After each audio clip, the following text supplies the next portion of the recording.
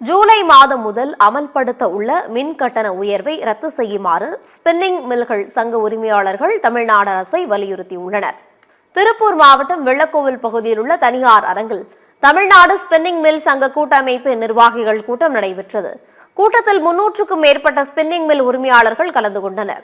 கூட்டத்திற்கு பின்னர் செய்தியாளர்களை சந்தித்த சங்க தலைவர் அருள்மொழி, மின் உயர்வு காரணமாக கடந்த 6 மாதங்களில் மட்டும் 75க்கும் மேற்பட்ட தொழிற்சாலைகள் விற்கப்பட்டுள்ளதாக கூறினார்.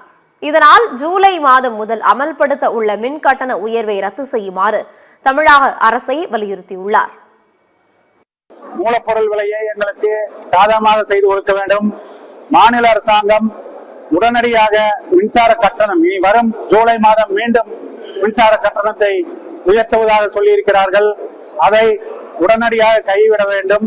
மேலும் நாங்களே உற்பத்தி செய்யும் ரூப்டாப் சோலார் மின்சாரத்திற்கு சர்சார்ஜ் என்று ஒன்று விதித்து அதையும் தடை செய்து கொண்டிருக்கிறார்கள்.